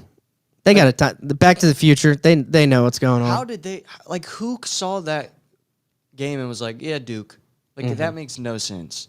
A game that we thought would be close was the Tennessee-Mississippi State game. That was a game. It was a game. Mississippi State had them. They had them, and they lost it. Tennessee also with a scoop and score there to take the lead late in the game. Joey Aguilar, 335 yards. Fluff Bothwell is a great running back for Mississippi State. Came out of the Purtle. Fluff Bothwell, great name. That is a good Fluff Bothwell. I can't say it without smiling. Yeah, Fluff, baby. I'm worried about playing Mississippi State. As a Gator fan, I'm worried about playing Mississippi State you down the should be road. worried about playing everyone. We might go 1-10 or 1-11. It could happen. Man. So you think FSU? You think you can't outdo FSU and go 1-11 because they went 2-10? You just got to one up and them and everything. You do. Yeah, we have to be worse or better. Arizona loses Iowa State. Iowa State handled business 39-14. Wasn't close, although Noah Fafita did throw for 253 yards. So don't really know the story in that game, but we said There's too much going on to watch that. Yeah, we were like, don't bet on that because it was. I think we used Kansas State as like a benchmark there. We're like, it's both teams won in close games. Georgia Tech should have, could have, would have lost to Wake Forest. They win 30-29 in overtime. And that was a weird watch. Yeah, one of my friends were texting me, my ACC friends, and they were like, "Hey, the refs are handing the game to Georgia Tech if you're not watching this." And I tuned over to it a little bit, and I think Wake Forest quarterback got hurt. Really? I think the quarterback. I watched got hurt. the last drive. That was a good last drive. That quarterback, Georgia Tech's quarterback, they just kept 3 yards. I mean, that was Tim Tebow. Just straight up Tim Tebow, yeah. And, I'm glad they won. Maybe I am too. Maybe they had a slow week. I'm hoping that's what it is because I really want to see that program do well. I want to see him beat Georgia at the end of the year. I really want to see that. That was my before the season prediction for him. I think that they get to the ACC championship. So they can't have weeks like this if I'm going to be right. That's what I'm saying, man. Also, yeah, I want to let's talk ACC championship. Probably Miami and who? I thought Georgia Tech. I thought Florida State. Florida State could still do that. Yeah. Georgia Tech for sure. I think Florida State, Georgia Tech. That's pretty much it. But Virginia, I mean, their only losses to NC State right now. Yeah. So NC State's with Florida State losing to Virginia. Now it's kind of Miami and everyone else. Yeah. But Miami opens up ACC play this week. They'll probably be pretty dominant over everyone. Except Right. Now, I could be wrong. They could have played another ACC school, but they won, obviously. They're undefeated at this point in time. Vanderbilt wins against Utah State. They get not even close. Who cares? Who cares? Missouri beats Massachusetts. Who cares? We already went over Auburn A&M, baby. Yeah, we went over Auburn A&M. Did we? Yeah. And did I zone out? You might have. Notre Dame goes to Arkansas. Beat the fucking brakes off. 56-13. I thought it was going to be a lot closer than that. 11 a.m. at Arkansas. I was like, I think maybe the Pittman might get him, but he didn't, and then he got fired. Yep. So Notre Dame, if Notre Dame plays like that the rest of the season, especially this week, they're in playoffs for them. They're in the playoffs. No playoffs for Notre Dame. They're in the playoffs. If they win out, they're going to be in the playoffs. I just hit a button. It's the Seinfeld. It's going to keep going. Yeah, if they play like they did against Arkansas, especially this week, and we'll get to that because that's a good game, they're going to go to the playoffs. Let me see. Any other? Oh, we lost this one bit. We led you wrong on this one, guys. UCF falls to Kansas State. Kansas State gets its second win of the season. I locked that, I think. Did I not? I don't think you did. Damn. I think you locked I put that on You locked Colorado. You locked Colorado. You locked Colorado. And Damn it. That was not good. Not a good lock. All right, man. Let's move on to next week. You want to move on? Well, all right. Let me make sure we're not. missing anything I else? don't think so. I'm looking at it. No, we're good. Lenore Sellers looks good over at South Carolina, by the way. Yeah, we got to play them next. So pretty much it'll it. be a good test for both teams. Oh, I mean, if you want to talk about ACC real quick, Virginia Tech quietly beat NC State. So NC State, I think that's their second loss. Yeah, that's their second loss. 1 and 2 in the ACC, and Virginia Tech fired their coach already. They are 1 and 0 in ACC play. So come on, John Gruden. Yeah. John Gruden wants to go to Arkansas, by the way. I want him to go to LSU. He wants to go to Arkansas. I want a new coach already. That's funny. I don't think I love John Gruden to death. I think his coaching days are done. Like I said, I mean, he'd be a great recruiter, but what's that worth? Right. All right. Well, let's move on to week 6. Football. Week 6, 2025. We got Sam Houston at New Mexico State playing as we're speaking right now. I don't even see the score on that, but whatever. Moving on. Friday night, you got Western Kentucky at Delaware. Who cares? Who cares? You got Charlotte at South Florida. Go Charlotte. Go Balls. Minus 28.5. Who cares? New Mexico at San Jose State. Who cares? At Mormons. Yeah, and then you got the Hillbillies versus the Mormons. No Asians at all. Actually, I don't know what any of these buttons are. I like that one. I like that one. Do the home button on the screen, and then they should be labeled. I don't even know what the home button. Oh, hell yeah! It has a home on it. Very good. Very good. And you can scroll the banks. Now Justin did fuck me up, and he ruined my color coded. This is very good. Okay. That's the hub. China. All right. You can hear him. Can you hear him in the air? I can hear it. Okay, good. All right. Good. There you go. And by the way, the first bank is extremely loud. So if anyone's watching on the TV and you just played that Pornhub sound, they just woke their wives up. Yeah. They just woke their wives up. That's so funny. All right, Saturday, 11 a.m. slate. You got, first off, Kentucky at Georgia, and Georgia's opening up a 20.5-point favorite between the hedges. Give me Georgia to win this, and I think probably cover. I think just because they come off that loss. That's what I'm thinking. Yeah, they cover. I don't know about locking it in, though. And by the way, guys, call in. You see the number below. If you're watching live on Twitch, on YouTube, or Rumble. on X, on my Tinder. We're missing a great Thursday night football game, by the way. The who's playing tonight? 49ers Rams. We're gonna throw that bitch up. Yeah. All right, we're gonna fly through this one. We're gonna fly through this. I'm watching. What quarter are they in? Fourth quarter. Fuck. There's 10 minutes left. I'm gonna have to go back and watch it, I guess. All right, Kentucky at Georgia. I say Georgia gets the win here. Tickets low as $56. Yeah, Georgia's gonna beat them up real good. Cincinnati's okay. Next game. Yeah, I don't know about that game, man. I don't know why Cincinnati's favored. Again, this could be the kind of thing where we get duped by the Vegas, but I want to go ahead and lock in Iowa State. Damn it, you beat me to it. I was gonna lock it in too, but well, fuck, that makes me suspicious now. I don't know. I won't do it. And I'll save it, and if I need to use it, I'll come back and use it. But yeah, this is lock worthy for sure. I think it's money worthy too. Throw 5 on this, guys. Yeah, that's financial advice. Yeah, that's official financial advice. The next game, Wisconsin at Michigan, 11 a.m. In Ann Arbor. Michigan's minus 17.5 favorite. Wisconsin's getting shit on. Yeah, I like it. I like it a lot. Niners, Rams tied up 2020. It's a great. They hit the 2-point conversion to tie it. It's fucking great. Anyways, damn it. Fuck you, Justin. Yeah, fuck you, Justin. Could have done this on a Monday night and like Monday Night Football like we normally do. All right. Monday Night Football's been ass lately. Okay. Yeah, Wisconsin at Michigan. Wisconsin getting shit on. Do you think Michigan covers? 17.5 because I actually don't like like them to cover. I think they're just gonna run all over him the whole time. I see. I like them to cover here. I'm not going to lock it in. Yeah, I wouldn't put any money on that. Next Big Ten game, Illinois at Purdue. Illinois minus 9.5. I like Illinois to cover. I like Illinois to cover too, and I'm gonna lock it in before you can lock it in. All right, we'll split them. All right. Boston College next game at Pittsburgh. I have not paid attention too much to Boston College.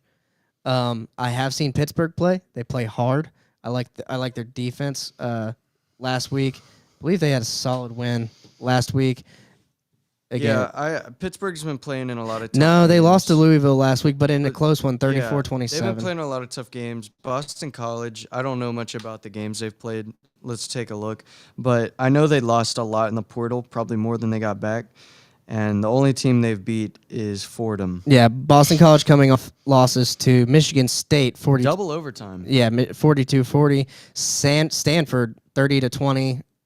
Which is not a good team to lose to. Cal, 28-24. Also not a good team to lose to, man. And also I think that was like a last-minute loss too.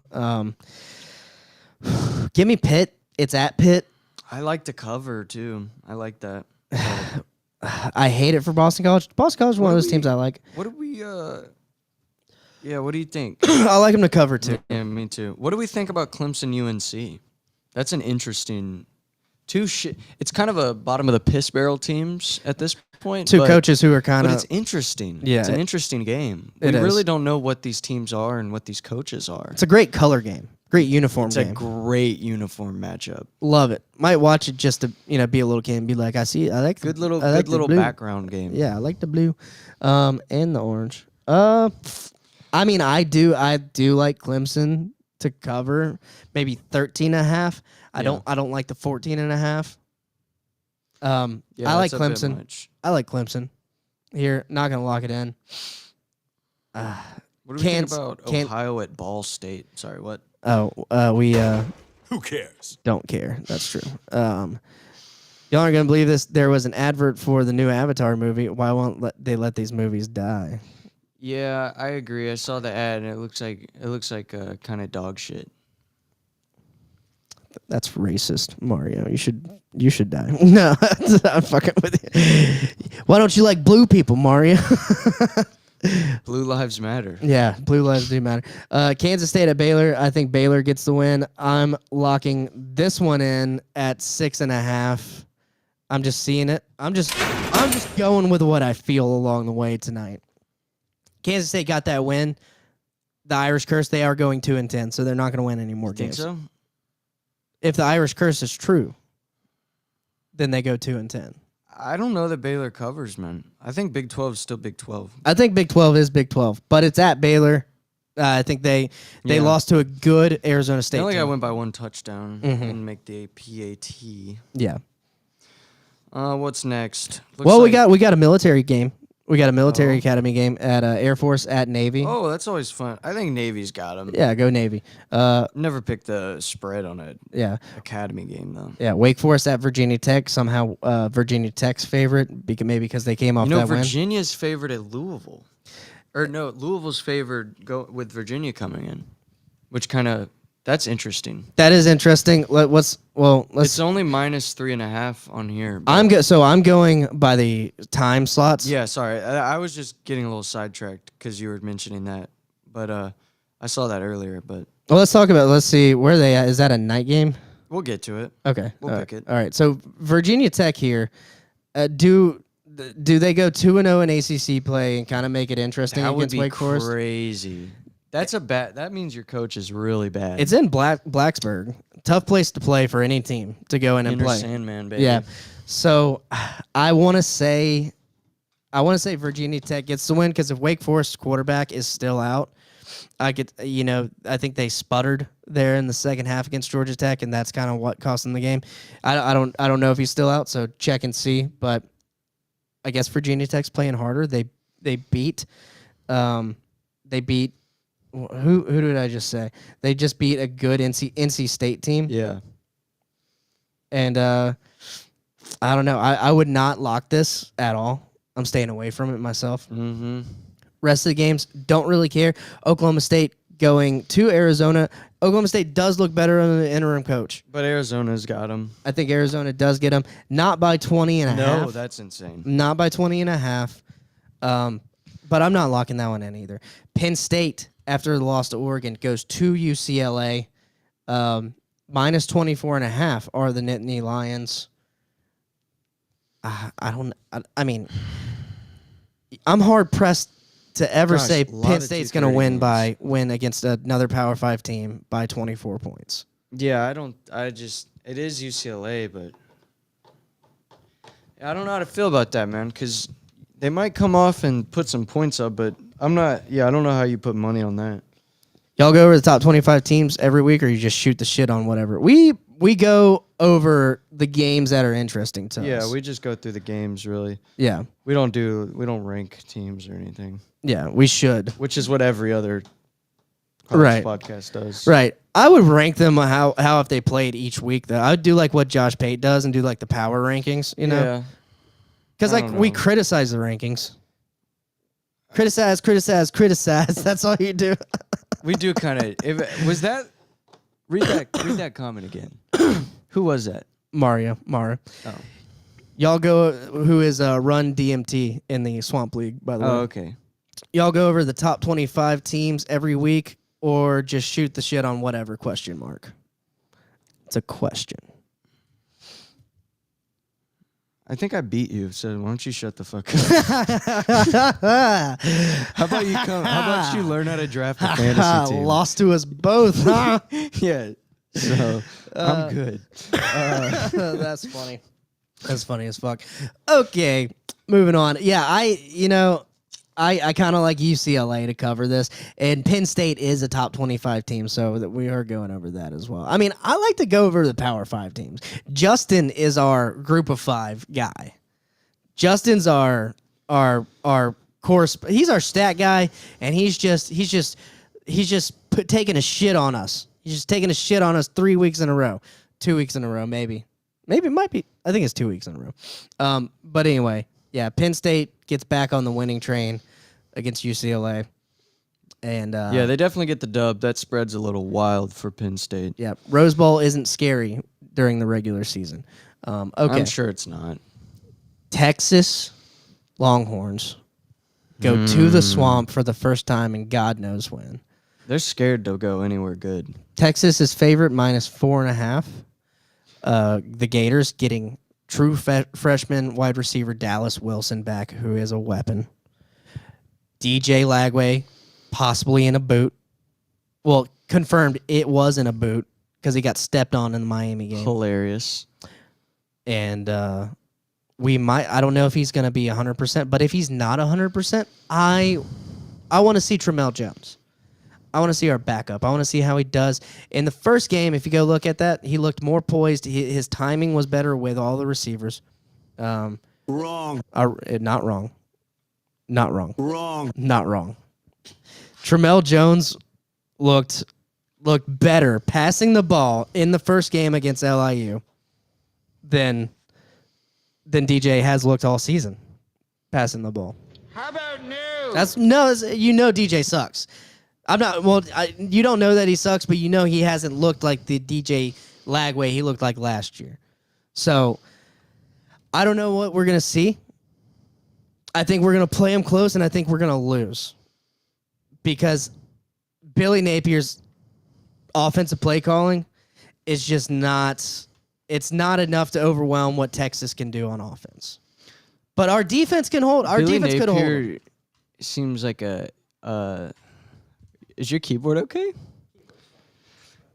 Billy Napier coaches how I imagine an Asian man would coach football. Go on. It's more of a vibe thing. I'm fleshing this one out. We're workshopping this live. Oh, okay. Do you get what I'm saying though? Like the way Asian people drive is the way he coaches. Bad. It's cautious. It's cautious in a way that ends up getting his head cut off. You know what I mean? He's not going to start Tramel Jones. They're going to throw homeboy out there in a boot with no leg. In a boot. They're going to be like, I don't know, man. He's the 5-star. starter. Yeah. He's a 5-star. He has his blinker on for like 6 minutes, and it causes a wreck. You know what I'm saying? Like he's, we're running it when we're gonna. Everyone knows the plays. He's like, but this is what I feel safe with. Exactly. This is what I feel comfortable. Exactly. With. You get what I'm saying? Here's the thing. I wouldn't put any money any direction on anything in the Texas-Florida game. I think anything could happen. We don't know what Arch is going to do. Maybe Arch is... We still don't know that Arch isn't the kind of guy that doesn't shit himself or that shits himself every time he's not in Texas. You know what I'm saying? Like, we could... Who knows? He kind of shit himself at the Ohio State game. Maybe he shits his pants and, like, Texas is fucked and you guys win a dirty game. Or maybe it's a shootout. Like, who knows, dude? It won't be a shootout. Billy Napier won't change anything significantly. What if Billy Napier... He won't change anything significantly. And if he does, I am happy. I still want him gone. I still want Lane Kiffin. He's got to go. He's got to go. And reverse psychology. This is a reverse psychology lock. Texas covers the 4.5. And then we are Not a bad pick. We're like 1-4 on the season. It's not a bad pick, but I think something weird could happen in that game. I think something weird could happen too. It's in the swamp. Gotta be ready for it. But it's like, man. Change it up. You got to do something different. You got to do something different, Billy. I don't know. All right, moving on. This game could have been potentially the game of the week for me, and I really, really, really like Vanderbilt at Alabama. Alabama's going to beat the shit out of them. You think Alabama's going to beat the shit out of them? I think Alabama's going to beat the shit out of them. Let me get Alabama to cover 10.5. Wow. That's not even it should be 14.5. What a lock. So the spread should be 14.5, and I'd still take Alabama to cover. I'm going Vandy, baby. I'm going Vandy to cover the 10.5. No, you got to pick Vandy to win if you're going to lock it, right? Yeah. I'm not gonna lock it. I'm not gonna lock a Vandy win. But I mean, give me Vandy plus 10.5. I'm not gonna lock it because I could see a world where that Bama who beat Georgia roll tides all over the Commodores. It's not happening, and I don't know. DeBoer's not letting it happen again. I don't think so. But don't you gotta think that I love Vandy and I love Diego. Don't you got to think that this is the most the most circled game on their schedule? Don't you got to think that this is the game that they've been prepping for? But at the end of the day, it doesn't really matter. I don't think it matters. Vandy wins. No. Vandy wins, baby. No. They're undefeated. They just beat the shit out of Utah State, beat the shit out of Georgia Southern. They were Utah State. They were not beating the shit out of until the end. They started running away with it. Vandy's kind of fraudulent, I'm afraid. Beat South Carolina 31-7. South Carolina's not good. Beat Virginia Tech 44-20. Virginia Tech is not really good. Charleston Southern, not good. Yeah, I see. Vandy's schedule moving forward gets tough though. You got Alabama, LSU. We're not going to be talking about Diego Pavia until draft day. Alabama, LSU, Missouri. At Texas, Auburn, Kentucky, Tennessee. So they finish with a crazy schedule. I feel like after this game, we won't be talking about Diego Pavia or Vanderbilt until it comes time for him to get drafted, and he'll come back up. But I think the whole Vandy thing's done after this week. Pat McAfee is going to pick Vandy or something, and that'll be the flash in the pan. Hope not. All right. Hope not. Moving forward, this was the game I was talking about. Notre Dame hosting the Boise State Broncos. They're minus 20.5 favorites, and if they play like they did against Arkansas, that's a good spread. Yeah, it is. They should beat the shit out of Boise State. So Boise State, if they lose this game, I think that's it for their playoff hopes. For sure, they needed this Notre Dame win. They could still win. Wouldn't matter. People didn't see them losing to South Florida that early on, and that bad. Yeah. And so you get this second loss. You got your losses are South Florida and Notre Dame. Yeah. And people are already going to be like, maybe Notre Dame shouldn't be in after that loss to mine. So yeah, I think Boise State has to win this game, or else the playoff talk is done. I mean, even maybe if they get the win in the Mountain West Conference, I don't think that's an automatic bid though. I don't think it is. No. So not without this win. Yeah. So my thing is, you got to win. You got to at least keep it close. But I think Notre Dame wins. So now we're here at Louisville, Virginia. This is a weird one for me. It's Louisville by 6.5. What's yours say? Louisville by 6.5. Yeah. Yeah. Coming off a loss. I don't like that, man. I don't think Miller Moss is the guy. This is a tough one. We're actually gonna. I'm gonna lock Virginia to win. You're gonna lock Virginia to win. I think I'm beating the plus 5.5 or plus 6.5. I feel like Vegas is baiting me again, but I'm gonna lock Virginia to win. I mean, that's not a bad lock. I don't trust this Virginia team. I don't think Louisville is very good at all. I think they kind of gave it the Florida State game was like their Super Bowl right now. I get that, but I like the over in this game. The over is at 61.5. I think both teams scored. You look at that Florida State game, it was like 40 to 40. Their quarterback has 5 touchdowns to 3 interceptions. Mm-hmm. Like they beat Eastern Kentucky, James Madison, Bowling Green, and Pitt. I mean, I like Virginia. Their quarterback, fucking, what's it? Chandler Morris. He was outstanding against Florida State. He had a couple errant throws where I was like, man, I don't think I make that throw. But overall, he's a dual threat. He's got the legs. He can take off and run. I like him. I like Virginia to win. And I'm surprised Louisville is favorite, but I could see a world where Louisville wins because that's just the ACC. That's just what happens. That's just what happens. All right, moving on. Washington, Maryland, baby. Go Washington. Man. I want to see Maryland pull it off. Yeah. 5-0. Maryland's quarterback looks fucking legit. Forget his name. So sneaky one here. Sneaky one, dude. This dude, Malik Washington, is he's the man. So be careful, Washington. Beware of Washington. Okay. Syracuse at SMU. Don't care. Go SMU. Fuck Syracuse. You screwed me last week. I'm never hopping on Syracuse train ever again. Hey, you know what? I'm gonna lock Maryland to beat Washington. Not seeing too much else. And I really like Malik Washington, dude. I watched the second half of the last Maryland game, and I was just. They look like a great team to me. Understand. The next game I'm really seeing on here, I mean, I got a whole bunch of who cares. I got Michigan State at Nebraska. I don't really care about that one. I think Nebraska wins, but I don't know. I could see Michigan State winning because Raiola is not the Patrick Mahomes thing. I'm kind of tired of it. I'm not dealing with it. Texas Tech at Houston. It's a good little Big 12 undefeated matchup. I like it. Give me Texas Tech to win, and don't know about the spread. Don't know about the spread, man. I really don't. But Texas Tech, I think Texas Tech's defense can hold Houston.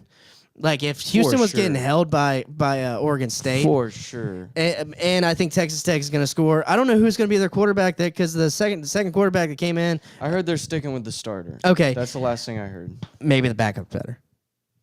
That's all I'm saying. I don't know. The coach should know. So I'm staying away from that.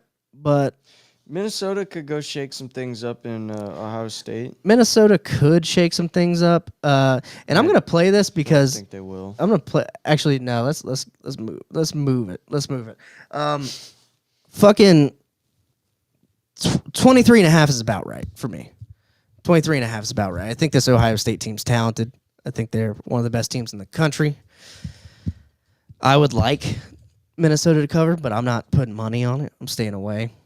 Yeah, I don't know that I trust it. If you want, here's a lock. I'll go off the beaten path here and go back one game. Florida Atlantic at Rice. Rice is minus 4.5 point favorites. Give me Rice to cover the minus 4.5. It's not exciting. It's not exciting. But that's the lock. I like that. Yeah. Yeah, that's a weird point spread for FAU going out to Texas. Rice is good this year. It's not that old rice. It's the fried rice. Just fine hibachi rice. Yeah, it's the good shit. How many locks do I have? 3? I think you might have 3. I think I just locked in my 4th one. Golly. And I'm saving one. All right. I might have to get back to us on this one. All right. Mississippi State at Texas A&M, 6:30. Texas A&M minus 16.5 point favorites. What the fuck? What the fuck? No. What? No way. I might run into a situation where I 2 weeks in a row I do 6 locks, and I'm have to go back and do the Mississippi State will cover 16.5. I think they will, actually, now that you point that out. I can't believe that. I'm locking that one in. So feel free to jump on that train with me. I'm going to hop on. Yeah, you're going to lock it in too? Yeah.